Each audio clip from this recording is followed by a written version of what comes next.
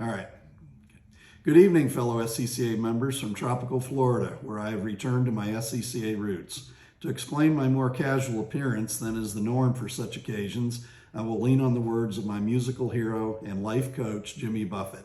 Changes in latitudes, changes in attitudes, as this shirt represents two of my favorite things, SCCA and boating.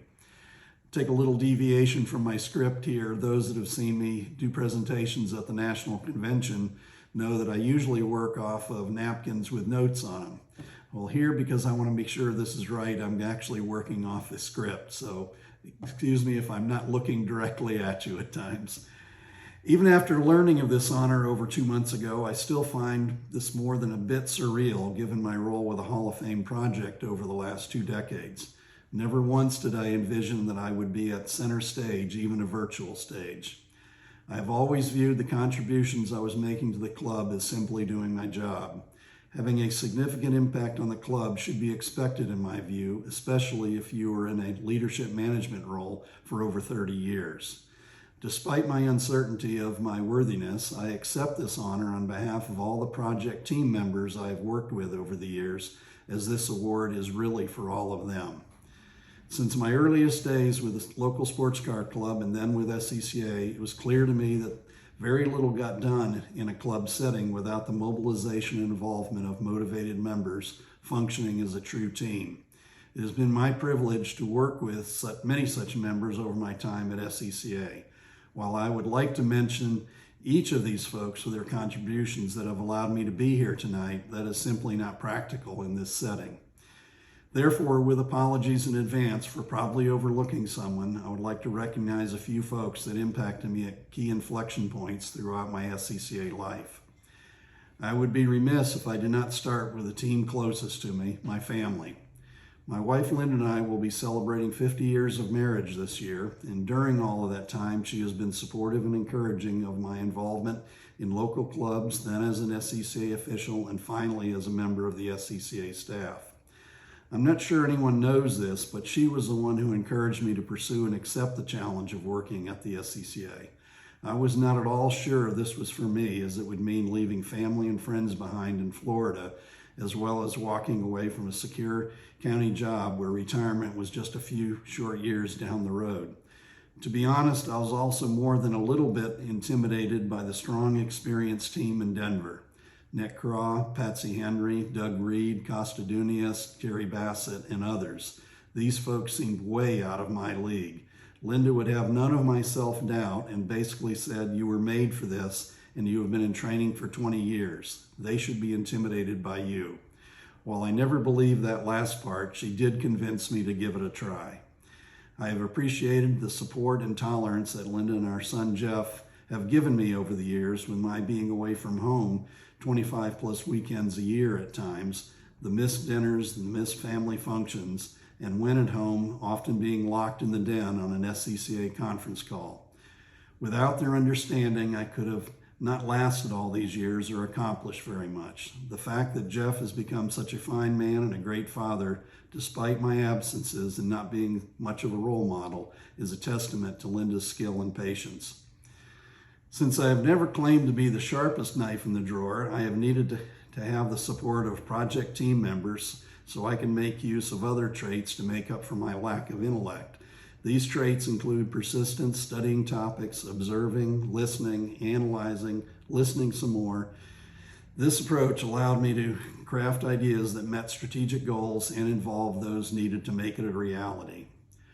Over the last 2 months, I have been doing a fair amount of reflection on how I got to this point and those that either came into my life at an opportune time or were impactful on my thinking or actions. Again, the number of folks I can mention would take far longer than we have this evening.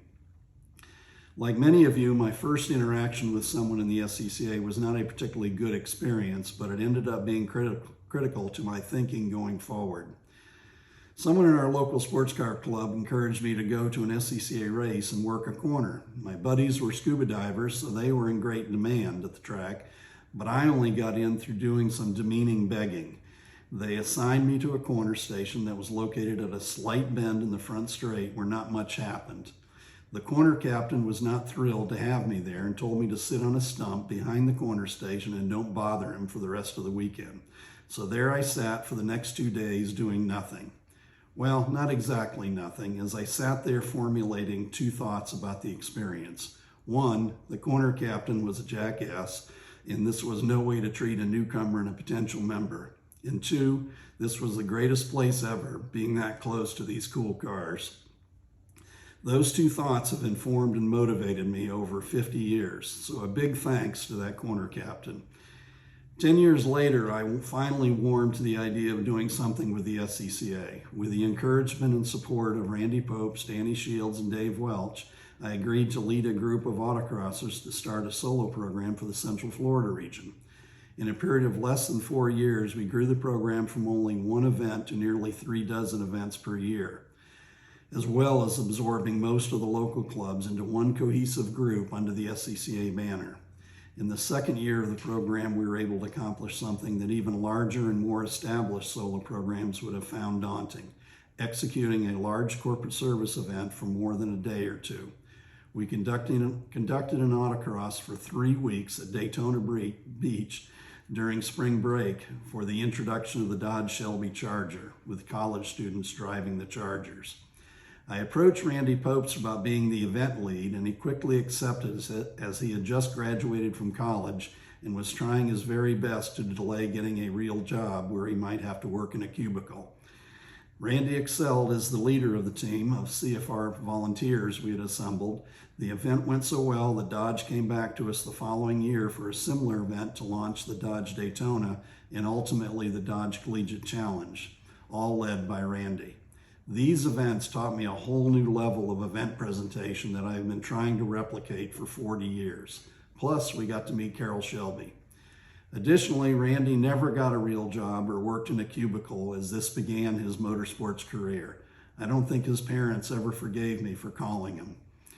My first solo nationals was in 1985, and I had some hesitancy about attending as I thought these folks might be a bit too serious for me. However, I came away from the event as something of a missionary for the event. Besides the scope of the event, I was surprised by 3 things. First and foremost, the friendliness of the participants, typified by meeting Raleigh Barine the first night we were there and him going out of his way to welcome us to Salina. Second, the announcing of Hall of Fame inductee Lloyd Loring. And third, and last but not least, the gracious patience of Terry Bassett as an SCCA staff member in answering my battery of questions about the event and SCCA. Apparently, I must have made an impression of sorts with Terry, since when a vacancy occurred on the SEB after the event, he suggested that the guy from Tampa that asks all the questions should be seriously considered. Being on the SEB for 3 years was a master's level education in how SCCA works, understanding the dedication of those that serve, and that ideas sometimes need time to become accepted as a change. The one idea that I might be proudest of that they adopted and have followed for decades is the concept of core values that was introduced to me in a story I heard on NPR on my way to Denver to be interviewed for the job of solo manager. That weekend in Denver, there was an SEB meeting, and after I described the concept, they put aside a large part of their agenda and spent most of the day working through the process to develop their strategic plan that has guided them for 30 years. Accepting the job of solo manager was a life-changing decision and put me into contact with so many people that impacted me over the next 30 plus years. Here are a few I'd like to acknowledge. Terry Bassett for having the faith in me for being on the SEB and then as solo manager, as well as being a great role model for team building. Tasha Goodale for being the person that over 16 years took care of so many details that brought our ideas to life, and for being the friendly face of solo for our members. Over her time with SCCA, she went from being a secretary at the beginning who did not even know what the letters SCCA stood for to being a respected director of an SCCA department. Kathy Barnes and Karen Babb for being exemplary SEB members and unwavering ambassadors of solo and the club in so many roles. Cindy Jansen for her work with Tasha in making the National Tour program a success, and later being a tireless workhorse for the National Solo Program. Paula Baker for her efforts in making timing and scoring a true solo specialty, and for giving me confidence as an announcer by being the best audience ever in her true Southern way. Grady and Sandy Wood for their many contributions over the years and making the off hours entertaining and memorable with stories galore. Fred Slick for constantly reminding me that the members come first and to not take myself too seriously. Sue Rathel for her grace and wisdom that could always help me get back on track. Patsy Henry for showing me that it is possible to have a backbone and still maintain the friendship and respect of the members. Dennis Dean for being the perfect role model of an effective leader and helping instill in me the value of strategic thinking. Nick Croft for emphasizing the importance of details and making me aware of there being a bigger SCCA world beyond my little piece of the puzzle. Pete Hilton and Dwayne Rust for their effort to establish and maintain the Hall of Fame project, one of my favorite endeavors over the years. The Rallycross and Road Rally leaders and communities for continually and enthusiastically reminding me that smaller programs have a valid place in the SCCA. Roger Johnson for so many things that I could do an entire presentation on his impact on me, from his ability to balance being a top-level competitor with being a jovial leader, to giving me a chance to be one of his ghostwriters for the convention gags and themes, and his philosophic guidance on club matters big and small. We did not always agree, but I always respected his approach and thoughts. The recent crew of folks that have made up the National Solo Field staff team, especially the two core leaders, Tracy Lewis and Robert Christmas. All of these folks have given so much of themselves to make the solo program better for all members. Matt Edmonds for making the National Solo Program possible and my being able to stay at SCCA with the family for all these years.